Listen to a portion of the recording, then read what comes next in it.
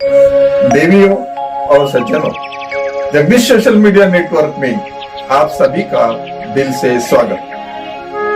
प्रतिदिन के अनुसार प्रस्तुत करते हैं स्वामी वासुदेवानंद जी सरस्वती इनके अमृतमय वाणी द्वारा विष्णु सहस्त्र नाम प्रवचन।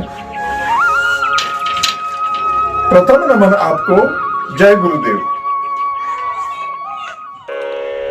श्री विष्णु सहस्त्रनाम ज्ञान यज्ञ प्रवचन क्रमांक 294, श्लोक क्रमांक 43 और नाम क्रमांक 278। जय महाकाल। आज 22/2/2021 फरवरी है। आज से उज्जैन नगरी में होने वाले अपने महामृत्युंजय महायज्ञ की पूर्णाहुति के ठीक 365 दिन शेष है और आज के ही दिन उज्जैन नगरी में बहुत बड़ा भव्य और दिव्य महामृत्युंजय महायज्ञ होने वाला है और हम सभी लोगों को उस यज्ञ की तैयारी के लिए अब इसे जुड़ जाना है। जय महामृत्युंजय महायज्ञ। ओम त्र्यंबकं यजामहे सुगंधिं पुष्टिवर्धनम् उर्वारुकमिव बन्धनान् मृत्युर्मुक्षीयमामृतात्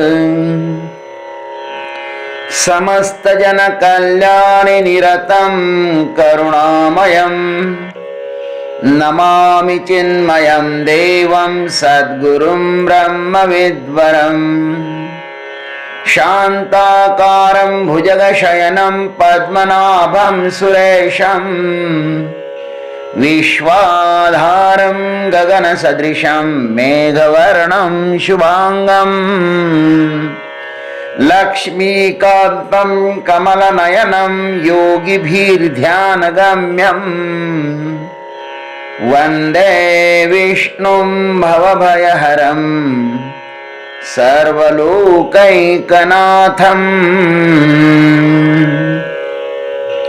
ओजस्तेजोद्युतिधरः प्रकाशात्मा प्रतापनः रिद्धः स्पष्टाक्षरो मन्त्रः चन्द्रांशुर्भास्करद्युतिः। ॐ रिद्धाय नमः। ओम तत्सत्। भीष्म पितामह जी महाराज युधिष्ठिर जी को कहते हैं, हे युधिष्ठिर, प्रतापन अर्थात दहन शक्ति उसी में ही होती है जो सब प्रकार से समृद्ध होता है। उस परमात्मा को अब रिद्ध नाम से कहते हैं। रिद्ध का अर्थ होता है धर्म, ज्ञान और वैराग्यादि से संपन्न। भाष्यकार लिखते हैं, धर्म ज्ञान वैराग्यादि भी उपेतत्वात् रिद्ध। धर्म ज्ञान वैराग्यादि से संपन्न होने के कारण परमात्मा रिद्ध है। भगवान सत्वादि गुण, सत्य आदि गुणों को धारण करने वाला है ना,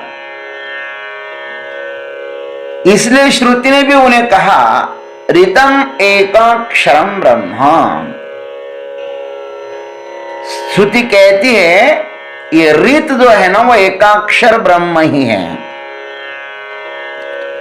अथवा नृसिंह पूर्वतापिनी उपनिषद कहता है ऋतम सत्यम परम ब्रह्म पुरुषम नरके सरीवी ग्रहम कृष्ण पिंगलम। साक्षात रित स्वरूप सत्यरूप परब्रह्म पुरुष वही नरसिंह है। ये रित जो है ये परमात्मा का बड़ा ही प्यारा नाम है। परमात्मा सब प्रकार से परिपूर्ण है।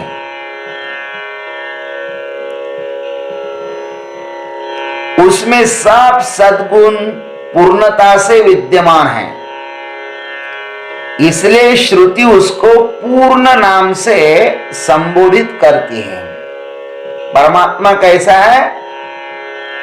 पूर्ण है। पूर्णमदः पूर्णमिदं पूर्णात् पूर्णम उदच्यते। वह सब ओर से परिपूर्ण है। जो परिपूर्ण होता है ना वही परिपक्व भी होता है। आधा कच्चा फल वृक्ष से तोड़े तो वह सड़ जाता है। परमात्मा में जो ऐश्वर्य आदि सब गुण हैं वे कैसे में परिपूर्ण हैं। कई बार हमने इस विषय में कहा है। विष्णु पुराण में श्लोक आया है। आइए उसका गान करते हैं अपने आनंद के लिए। ऐश्वर्यस्य समग्रस्य वीर्यस्य यशस्श्रियः ज्ञानम वैराग्ययोश्चैव षण्णाम भगैतिंगना। ये 6 गुण है। षड ऐश्वर्य कहते इसको। आय का यश श्री औदार्य ज्ञान वैराग्य ऐश्वर्य हे सहाही गुणवर्य वस्ती जेथ म्हणून तो भगवंतु। अथवा विष्णु पुराण में यह भी आया है भगवान की व्याख्या। उत्पत्ति प्रलयम चैव भूता नाम गतिम गतिम वेत्ति विद्याम विद्यांच सवाच्यो भगवान इति। अथवा ज्ञान शक्ति बलैश्वर्यम वीर्यम तेजोंश शेषतः भगवत शब्द वाच्यानि विना हेयेर गुणादिभिः। भगवान को रिद्ध इसलिए कहते हैं कि वे यश श्री औदार्य ज्ञान वैराग्य ऐश्वर्य आदि गुणों से संपन्न हैं। इतना ही नहीं अपितु वे समस्त भूतों की उत्पत्ति प्रलय गति अगति विद्या और अविद्या आदि सबको जानते हैं मेरे भाई। अथवा त्याग करने योग्य 3 गुण सत्व रज तम और उनके क्लेश आदि छोड़कर जितने ज्ञान ऐश्वर्य आदि सद्गुण हैं वे सब भगवान में ही रहते हैं। वे सर्वज्ञ एवं सर्वशक्तिमान हैं। अतः भगवान कहलाते हैं। और भगवान ने स्वतः गीता जी में भी कहा है वेदाहम समतीतानि वर्तमानानि चार्जुन भविष्यानि च भूतानि माम तु वेद न कश्चन।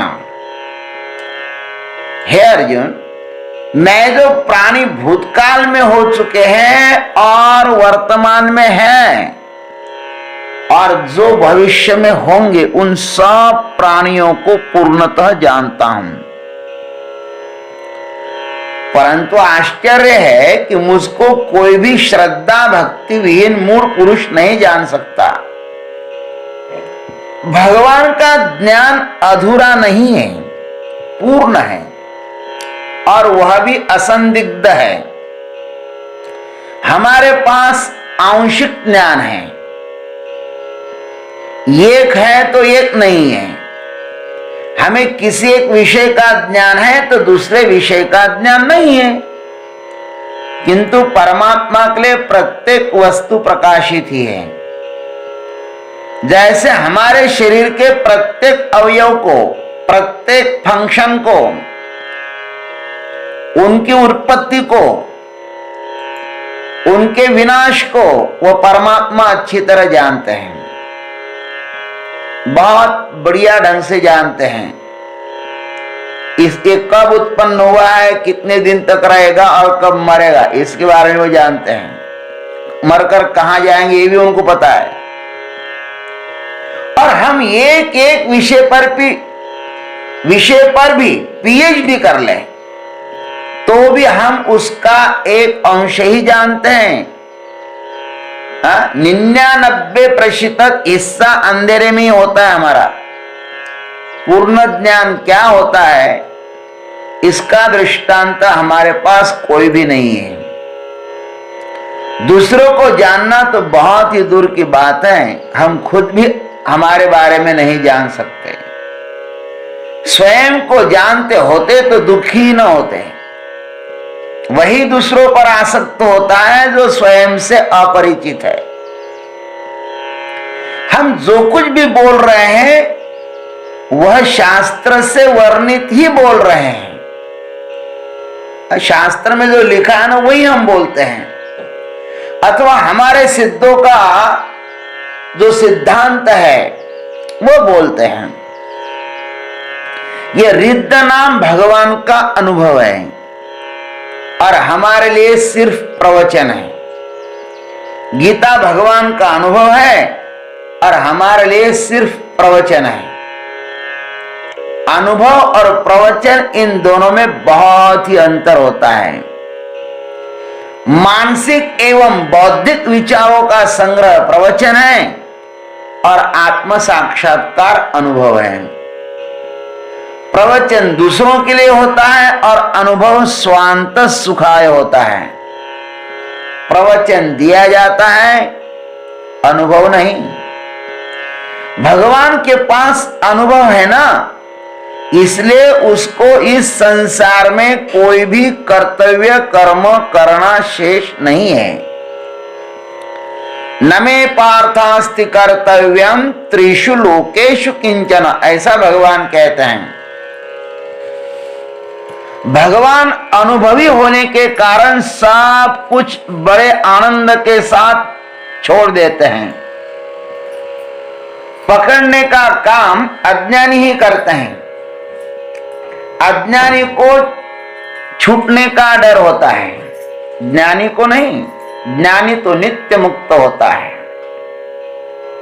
श्री राम जी ने राज्य छोड़ दिया, भगवान श्री कृष्ण ने वृंदावन छोड़ दिया, मथुरा छोड़ दी, द्वारिका छोड़ दी।